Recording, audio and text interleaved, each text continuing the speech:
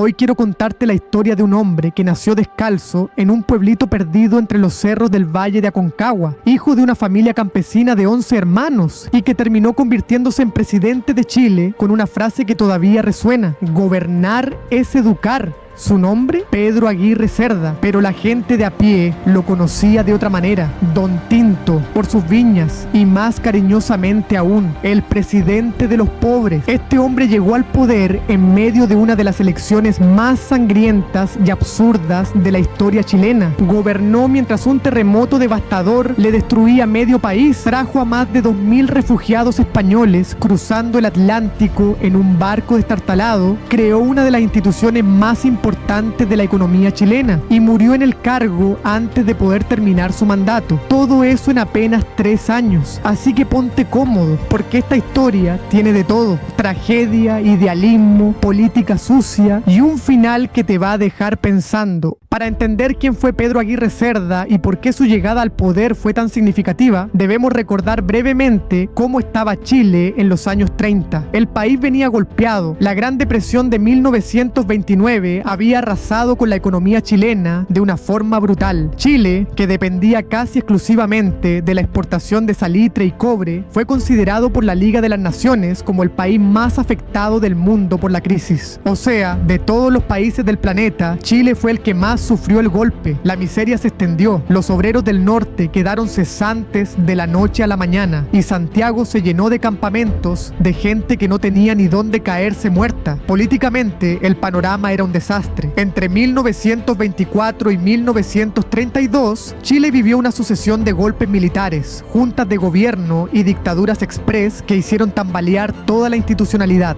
El general Carlos Ibáñez del Campo gobernó con mano dura hasta 1931 y tras su caída vino un breve periodo de caos que incluyó hasta una efímera república socialista que duró apenas 12 días. Finalmente, Arturo Alessandri Palma volvió al poder en 1932 y restauró cierto orden, pero su gobierno se inclinó fuertemente hacia la derecha, favoreciendo a la oligarquía y a los grandes capitales. Mientras tanto, las clases medias y los trabajadores sentían que nadie los representaba. Fue en ese caldo de cultivo donde surgió algo nuevo: el Frente Popular, una coalición que unió a radicales, socialistas, comunistas y demócratas en una sola fuerza. Y el hombre que encabezó esa coalición fue precisamente Pedro Aguirre Cerda. Pedro Aguirre Cerda nació el 6 de febrero de 1879 en Pocuro, un caserío rural cerca de la ciudad de Los Andes, en el Valle de Aconcagua. Su familia era modesta, campesina y numerosa, 11 hermanos. No era exactamente el ambiente del que suelen salir presidentes en un Chile donde el poder estaba reservado casi exclusivamente para las familias aristocráticas de Santiago. Pero Pedro tenía algo que lo diferenciaba: una obstinación feroz por estudiar. Hizo la primaria en la escuela pública de su pueblo, luego pasó al Liceo de San Felipe y de ahí dio el salto a Santiago para ingresar al Instituto Pedagógico de la Universidad de Chile. Se graduó como profesor de castellano en 1900 con apenas 21 años. Pero no se conformó con eso, siguió estudiando Derecho en la misma universidad y se tituló de abogado en 1904. Un detalle que vale la pena señalar: este hombre era profesor y abogado, y esa doble formación marcó toda su carrera. Siempre tuvo un pie en las aulas y otro en la política, y nunca dejó de creer que la educación era la herramienta más poderosa para cambiar un país.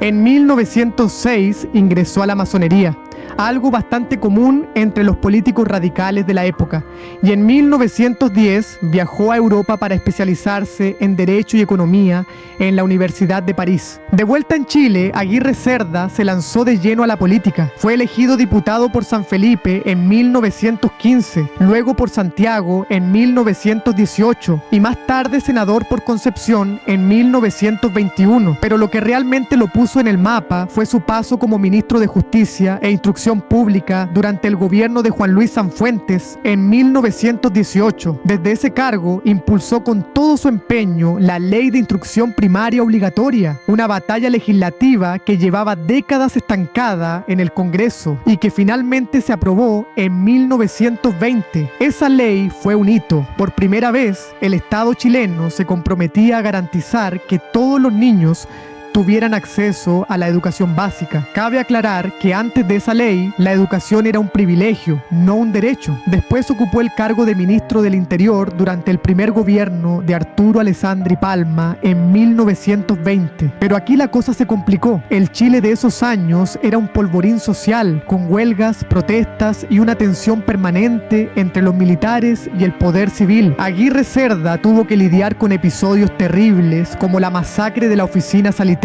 de San Gregorio en 1921, donde murieron decenas de trabajadores. En 1924, los militares prácticamente echaron a los civiles del poder con el famoso ruido de sables, y Aguirre Cerda tuvo que dejar su cargo y eventualmente autoexiliarse en Europa durante la dictadura de Ibáñez del Campo. Pero aquí es donde la cosa se pone interesante. Mientras estaba lejos de Chile, Aguirre Cerda no se quedó de brazos cruzados. Estudió, escribió, reflexionó, publicó trabajos sobre el problema agrario y el problema industrial de Chile, analizando con ojo clínico las debilidades estructurales de la economía chilena. O sea que cuando volvió al país, no solo traía la experiencia política, sino también una visión clara de lo que había que hacer. Y llegamos a 1938, el año en que todo cambió. La elección presidencial de ese año fue, sin exagerar, una de las más dramáticas y rocambolescas de toda la historia de Chile. Había 3 candidatos: Gustavo Ros Santamaría, el candidato de la derecha, un hombre al que sus opositores llamaban el ministro del hambre y el último pirata del Pacífico, por su cercanía con los grandes capitales, Carlos Ibáñez del Campo, el exdictador, que volvía con apoyo de una alianza variopinta que incluía al Movimiento Nacional Socialista Chileno, sí, los nazistas chilenos con C, que eran un grupo peculiar, y Pedro Aguirre Cerda, candidato del Frente Popular. Ros era el favorito, tenía el apoyo del gobierno de Alessandri y de toda la maquinaria estatal. Pero entonces, el 5 de septiembre de 1938, ocurrió algo que nadie vio venir.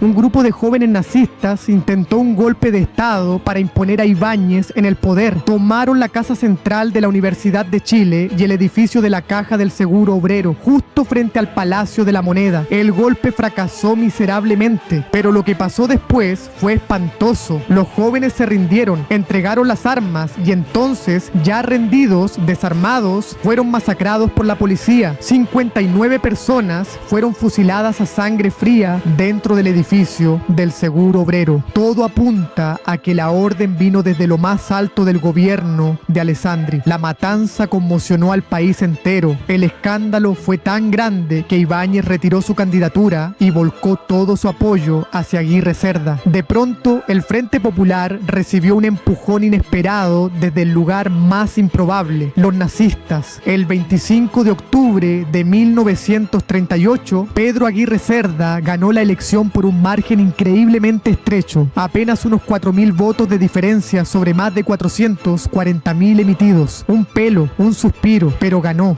Pedro Aguirre Cerda asumió la presidencia el 24 de diciembre de 1938. Llevaba exactamente un mes en el cargo cuando la tierra decidió recordarle que gobernar Chile no iba a ser fácil. El 24 de enero de 1939, a las 11:30 de la noche, un terremoto devastador sacudió la zona centro-sur del país. El epicentro estuvo cerca de Quirihue, pero la ciudad más afectada fue Chillán, que quedó prácticamente borrada del mapa. El 97% de sus edificaciones se derrumbó. Las cifras oficiales hablan de 24.000 muertos, aunque algunas estimaciones elevan el número a 30.000. Fue y sigue siendo el terremoto más mortífero de la historia de Chile. La respuesta de Aguirre Cerda fue inmediata. Al día siguiente ya estaba viajando hacia la zona del desastre. Cuentan los testigos que al llegar a Chillán y ver la magnitud de la destrucción, no pudo contener las lágrimas. Los cadáveres se alineaban a lo largo de las calles, cubiertos apenas con mantas. El polvo de los escombros tardó días en disiparse. Había que actuar rápido. Se cavaron fosas comunes, se distribuyeron vacunas contra la fiebre tifoidea, se requisaron camiones para el transporte, se controlaron los precios para evitar la especulación. Pero aquí viene lo verdaderamente brillante. Aguirre Cerda convirtió la tragedia en oportunidad. Llevaba tiempo queriendo crear un organismo estatal que impulsara la industrialización de Chile, pero el Congreso, dominado liderado parcialmente por la derecha, se resistía. El terremoto le dio el argumento definitivo. Tras intensas negociaciones, el 29 de abril de 1939 se promulgó la ley que creó la Corporación de Fomento de la Producción, la famosa Corfo. Junto con ella nació la Corporación de Reconstrucción y Auxilio, antecesora de lo que hoy conocemos como el Sistema de Protección Civil chileno. La Corfo se convirtió en el motor de la industrialización del país. De ella nacieron Endesa, la Compañía de Acero del Pacífico,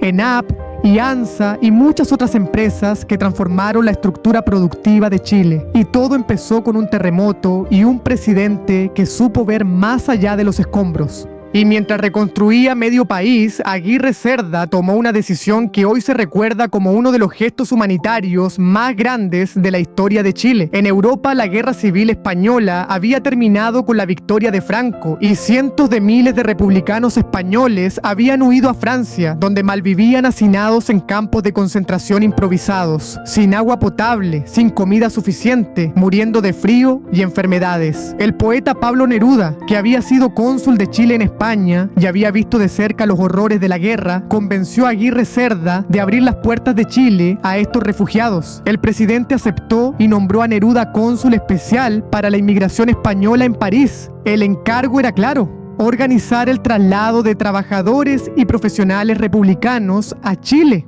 Lo que siguió fue una hazaña logística y humana. Se consiguió un viejo barco carguero francés llamado Winnipeg, que normalmente no transportaba más de 100 pasajeros, y se lo adaptó para llevar a más de 2000 personas. Las bodegas de carga se llenaron de literas y colchonetas de paja, se improvisaron comedores y hasta hospitales a bordo. El 4 de agosto de 1939, el Winnipeg zarpó del puerto fluvial de Pauillac, en Francia, con más de 2200 refugiados españoles, pescadores, campesinos, obreros, intelectuales, artistas, niños, ancianos. Entre ellos venían personas que luego harían aportes invaluables a la cultura chilena, como el pintor José Balmes y la artista Roser Bru. El viaje duró 30 días y no estuvo exento de peligros. Gran parte de la navegación se hizo pegado a la costa y a oscuras por miedo a los submarinos alemanes, ya que la Segunda Guerra Mundial estaba a punto de estallar. De hecho, el Winnipeg llegó a Valparaíso el 2 de septiembre de 1939 y al día siguiente, el 3 de septiembre, Alemania invadía Polonia y comenzaba la guerra. El barco llegó literalmente en el último momento posible. En el puerto de Valparaíso, una multitud los esperaba con los brazos abiertos. Los refugiados bajaron por la pasarela entre aplausos, lágrimas y gritos de ¡Viva Chile! Y ¡Viva España! En el muelle estaba esperándolos, entre otros, un joven ministro de Salubridad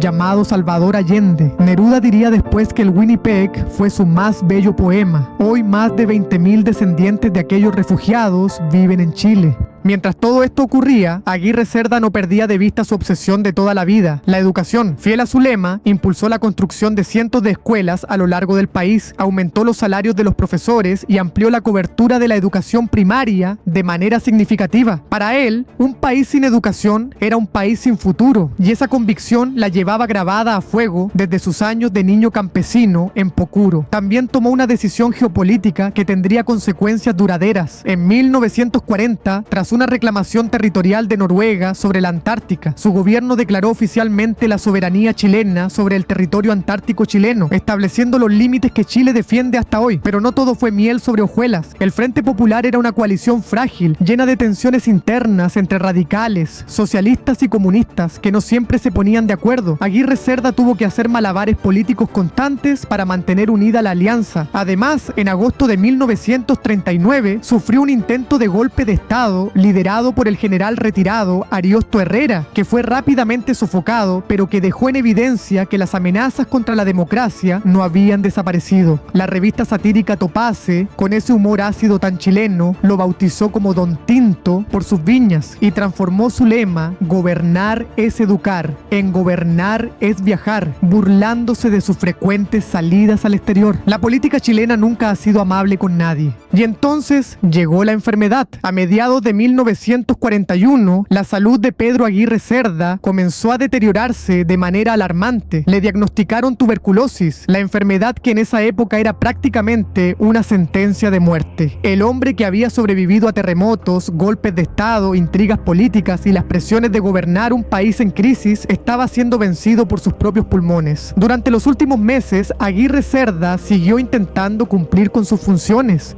pero la enfermedad avanzaba implacable. Finalmente, en noviembre de 1941, tuvo que delegar sus funciones en su ministro del Interior, Jerónimo Méndez Arancibia. Fue un gesto de honestidad política que no todos habrían tenido, reconocer que ya no podía seguir y dar un paso al costado.